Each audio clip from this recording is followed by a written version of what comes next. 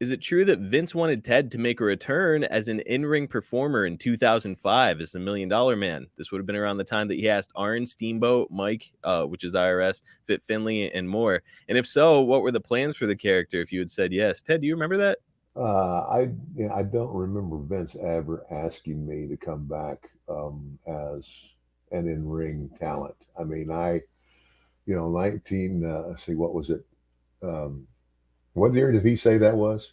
He said it was 2005 that he would have asked you, so you would have been working backstage in creative. Yeah, I mean, and no, I don't think there was. I mean, I had gotten physically out of the business, right at about the 20-year mark, and um, for people who, well, some people that I know that know me know this, but for the people that don't know this, I chose to. I actually told my wife, I said, I am not going to stay in the ring actively too long. I'm not going to end up like my dad. And so, right as I was just about to turn 40 when I got out of the ring, and I knew that I physically was capable. Physically, I still had it in me to continue, but I chose to, for that reason, get out of the ring.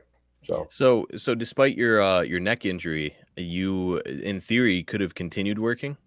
yes, yeah, I could have, but Wow. I just, because that, and again, that added to my decision. Obviously, this thing happened. I said, you know what, I'm about to be 40 years old. I'm done.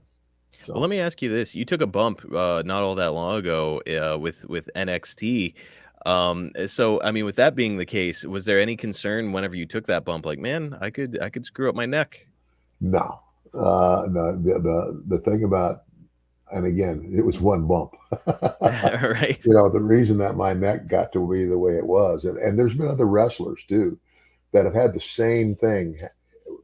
I mean, same neck surgery, disc issues with their with the cervical, the lower discs, where your spinal cord meets your whatever head, your neck. There have been other guys that have had this a similar surgery that I did, but no, I just said no. I said, okay, this has happened. This should be a sign to me that it's time for me to get out of the ring, and I did. But yeah, no, I was never approached by Vince to get back in the ring. Here's the other thing that maybe fans aren't considering, and I don't know. I'll ask you: were you had you cashed in a Lloyd's of London policy whenever you got injured? Yeah, that was basically one of the things that enabled me to go ahead and do that at that time.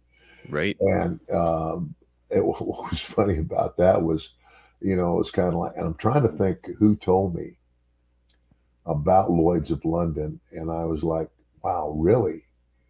And I had, because I had no idea, and I was like, uh, I was almost shocked that Lloyd's of London, because I mean, for to be a wrestler and to be a wrestler at my age, and then they try to take out an insurance policy like that, you almost wonder if they're gonna give it to you, because of what you do. It's kind of like, would you give an insurance policy to a NASCAR driver?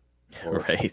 it's kind of like, but anyway, I did have a Lloyd's of London policy, and because I did, uh, it enabled me. In other words, if if I didn't have that policy, I, you know, even though I was making a good living, I wasn't really the $1 million man, and I wouldn't have been able to afford to quit.